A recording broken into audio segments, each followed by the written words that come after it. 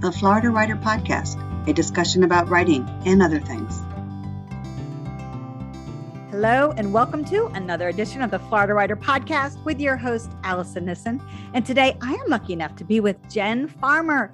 Jen, could you give us a 60-second elevator pitch about who you are and what you write? So my name is Jennifer Farmer, and I wrote my first novel, Blue Sky Gone, under the name J.S. Farmer. I have been a freelance writer for about 4 or 5 years now, writing for some publications such as The Mighty, the Cerebral Palsy Alliance Foundation, Red Tricycle. I also have my own blog, and about 2 years ago, I decided I wanted to write my first novel. So that's when I sat down and started writing Blue Sky Gone, finished it, and it was published in August of 2021. How exciting! Tell me about the reveal when it came out to publish. You know, you open the envelope, there is your book, you have it in your hand. What was that feeling? It was the most incredible feeling. I still can't even describe it. There was a lot of deadlines that were crazy to me. It was very, very stressful leading up to the launch. But once it finally hit and I saw the response, I mean, the response and the support from friends and family was just so incredibly overwhelming. And it quickly got out there to the public. I had a press release out, and it actually launched 2 weeks prior to the 20th anniversary of 9/11, which was why those deadlines were so strict and so tough to meet. I really had to get it edited, polished, formatted, everything completed. And there were some times where I thought there was no way we were going to get it out prior to that anniversary. But it was extremely important, seeing that Blue Sky Gone is about 9/11. And it's written in a historical fiction format, but it's very, very much historic, the details of 9/11. The entire book actually is about, kind of takes you the span from a little bit before 9/11 all the way up to the day of, and then 20 years beyond. So it being the 20th anniversary this past year in 2021, it was so important to have that book coincide with that anniversary. So once that got out there, the message behind it and the reason why it was launching at that time, I had a lot of public interest and support. A lot of people said that they bought it to read on the anniversary or read it on the anniversary. So it was a really amazing response. Why did you choose to write about 9/11? So we're originally from Connecticut, so we're up from that way, the shoreline. And at the time in 2001, I was actually a police officer recruit. So I was in the academy at the time, and it was so close to home. I remember feeling pretty helpless that I was in the police academy. I wasn't yet a certified police officer, yet this terrible, horrible thing was happening just 60 miles away from where I was. And there was nothing that I could do about it. And it kind of stayed with me. It sort of shaped my career, actually. I started thinking almost immediately on 9/11 where my career was going to go. Here I was in the police academy as a police officer. That was going to be my career. And almost immediately on that day, I started to think beyond that. I started to think long-term in my career, and that I wanted to get maybe more into some type of federal work, something along those lines, which is pretty much where my career ended up going. So it's pretty interesting, but I think it was just so close to home, so personal, me being in that field, that line of work, law enforcement. When I sat down to write my first book and really dug deep and thought, what is really important to me? What do I want to write about? And what would touch other people as well as me as the writer? And it was a pretty simple, clear answer. When I started to sit down and write, it just started to come to me. It's a historical fiction and a historical event that people know very well. I imagine that you did a lot of research. I did an unbelievable amount of research. And it A lot of it I knew from, just living through it and living so close. I mean, unfortunately, being up in that area, there were so many people that, though I didn't know anybody personally, didn't lose anybody personally in 9/11, it was impossible to not talk to someone who did, or not know somebody who was supposed to be there, or someone that worked in New York City or lived in New York City or lost a friend or a loved one.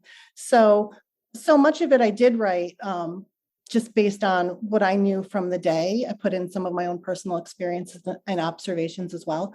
But the research itself was so intensive. It was something that you can't get wrong. You can't get any detail wrong. And it was so important to make sure that I had every detail buttoned up and that I portrayed it 100% accurately. And that was hard because not only did it take so much research, it was emotional research. It was devastating research. And there was times where the details became so overwhelming that I would have to take pretty lengthy breaks sometimes. It would take me a couple days to recover, find myself in tears and, just overwhelmed with emotion. So the research was such a big part of the book. And it was definitely one of the hardest parts of writing this book. Can you give us a little insight on what the book is about? Is it about a particular person's journey, or is it something else? Yeah, actually, it's really it's actually about two sisters. So we meet these two sisters a couple of weeks prior to 9/11, the day of. And it's really interesting. The two sisters are completely different. One is actually a recruit in the police academy at the time. And the other sister works in the South Tower of the World Trade Center. So one sister is going into the law enforcement field. The other sister is in the financial field. They couldn't be any more different. Their lives couldn't have been going any more different at the time.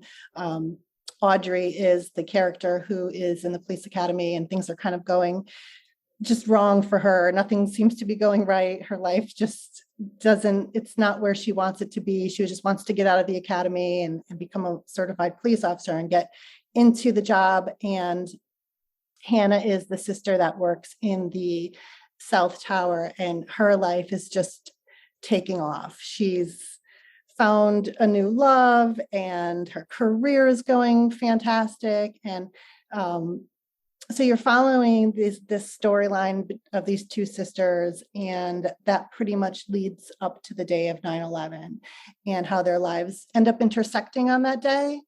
And that's when we really get to see in the book the day unfold from the two perspectives, these two different perspectives through the eyes of these two different sisters. Sounds fascinating. You really had to put yourself into the spot of both of them. Absolutely. And it was easier with one character versus the other, obviously, because though Audrey, and I get asked all the time, is Audrey you, or you Audrey? And she's absolutely not me. I did not write myself into the book at all as a character. But I was able with Audrey to put in many of my own experiences, my own observations. That was my career and that is my background. So it was very easy to write a character who was on that same path that my career actually was. As far as writing Hannah, it was really fun in a lot of ways because I never lived in New York City and I certainly did not take that career path whatsoever. So it was fun to step outside of my own realm and my own world and sort of explore this exciting world of being a young 20-something in New York City working at the World Trade Center and having all of these amazing things happening. When you started to tell people you're writing a book about 9/11, what was their response? Oh, that is a great question and a really interesting answer. I didn't tell anybody I was writing this book. I only told my husband and my mom and my kids and my best friend. That was it. I think that there might have been a little bit of, okay, this is a big topic, maybe a little bit of concern. that I'm taking on such a very serious topic, a topic that can evoke so much emotion. I think that it was actually quite a big risk to take on this topic, especially in a historical fiction format, especially that it's only been 20 years. However, 20 years seems like just yesterday, but it seems like forever. So it's kind of a new concept to take a more recent history event and put it into a historical fiction. So I think that maybe it was a surprise to the few people that I did tell that I was doing this. And though they were extremely supportive, I think that it was like, wow, this is a big undertaking type of reaction. What was your biggest challenge as you started to write? Oh, my biggest challenge was making sure that, again, my biggest concern was doing justice to that day. So I would say my biggest challenge writing this was that I wanted to write a book that drew in a range of different readers. So where people who generally like to read history are more inclined to read a nonfiction history book about an event like this. I was aware that this could be a very overwhelming topic for some, and I wanted to be able to reach the readers who also enjoy fiction books and maybe would be hesitant to read something so heavy, like a nonfiction account of the day. But I really, really wanted to get this story out there so that we never forget. It had been 20 years. As time goes on, people tend to forget. And also you have new generations coming up that weren't alive when that day happened. So I was also equally trying to reach that readership. So my biggest challenge, I think, was doing justice to the horror of the day and the heaviness of the day, the tragedy of 9/11, while also making it something that wasn't so heavy and take an emotional toll. I didn't want to overwhelm the reader. So incorporating that fiction and that some of the storyline with the sisters, I think it broke that up a little bit, but it was most important for me to make sure I portrayed, and I don't sugarcoat the day at all. And I put in some very difficult details. So that was very difficult. Trying to make sure that I also portrayed hope and all of the good things that people did that day. There was so much of people helping each other and people coming together. So that was also extremely important to make sure I incorporated that into the book. So there's these big, heavy themes of opposite themes of tragedy, but also of hope and, kind of just the good in people. I imagine that it is challenging to recreate historical fiction where everybody stops on 9/11 and says, well, where were you on 9/11? And yeah, it's a question that comes up every single year, and it will for our lifetimes. And, much the way it used to be with where were you when JFK was shot, or where were you when they landed on the moon? Then there was this, seemed to be several decades where there wasn't anything. And then we reintroduced the 9/11 as the historical thing that shaped the adults of the time. I am really impressed by the idea that you've tackled this topic. Were you traditionally published? What was your route to publication? So my goal was to be traditionally published. And when I sat down to start writing this in 2019, that was 100% the plan. It's always been my dream. I thought I had a whole lot of time. I had this plan that I was going to be done by January of 2020 writing this book, and I was going to start querying and trying to get a literary agent. And it seemed like there was so much time between then and the upcoming 20th anniversary in 2021. And of course, we all know what happened in early 2020. We ended up having a pandemic, and I was suddenly homeschooling my children, and there was absolutely no writing going on. Shortly after that, we ended up relocating from Connecticut down to Florida. So this big move down south in the middle of all of this. And there was just, it really got in the way of finishing the book. And I was probably only about halfway done around that point. We were somewhere in the middle of the summer of 2020. We had all these moving boxes packed up still in our new house, or unpacked in our new house. And I walked into my daughter's room. She was 9 at the time.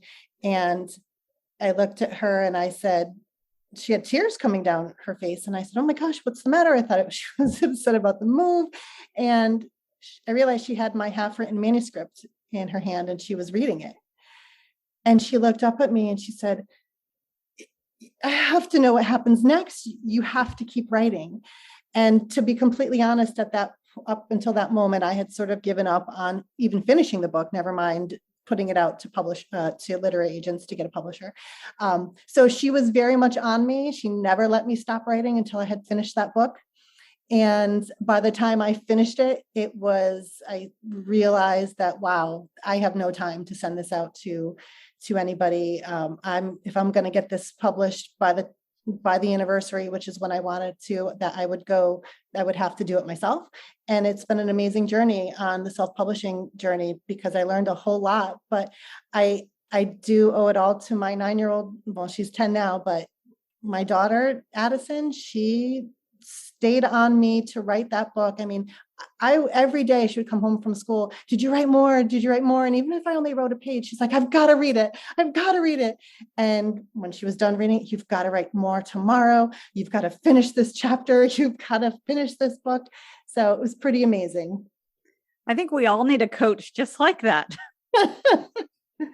I tell her all the time, there was no way I don't think I would have ever finished that book if it weren't for her. And it's just, life gets in the way sometimes. And I just figured, well, I put a good effort into it. Life took over. We were new in a new place. I was trying to get our girls settled in a totally new place. We were going into a new school year with them not knowing anybody. It was still right at the beginning of the pandemic. It's not like we could meet a lot of people when we first moved down here. So it was a very difficult transition during a very difficult time.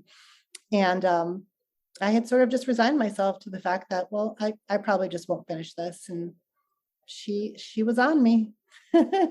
Well, Jen Farmer, how can people find out more about you and how can they find out more about Blue Sky Gone? So the book is available on Amazon, BarnesandNoble.com and Walmart.com.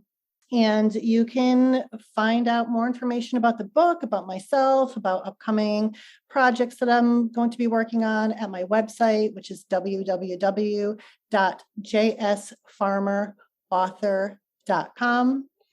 And yeah, everything would be on there. I'm also on Facebook, Instagram, TikTok. So I have all the social media accounts. I'd say I'm most active on Facebook. So you can find me on Facebook, JS Farmer Author.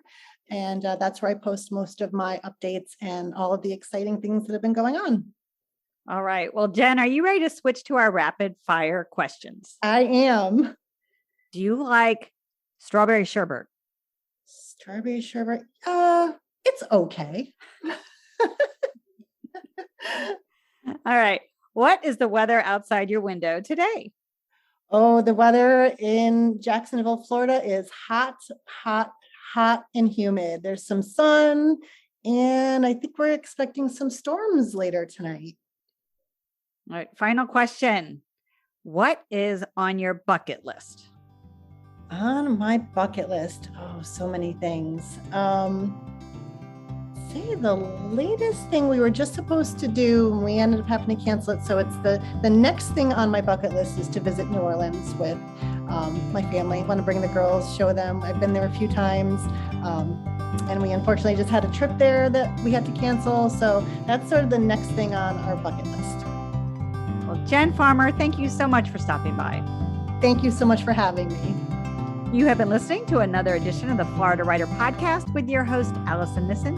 Alison out. Woo! We're all done.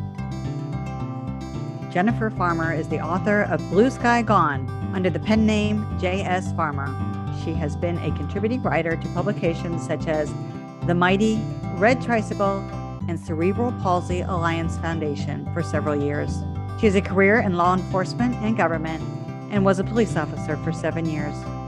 During her time in the force, she was promoted to detective. After earning her master's degree in national security and public safety, she went to work for a defense contractor as a government security analyst. For more information about Jennifer, visit her website at jsfarmerauthor.com. Join the Florida Writers Association for a weekend jam-packed with networking opportunities, workshops, awards, book signings, a youth summit, and more. Friday, October 28th, 2022 to Sunday, October 30th, the Florida Writer Youth Summit, Saturday, October 29th. For more information, visit floridawriters.org. Until next time.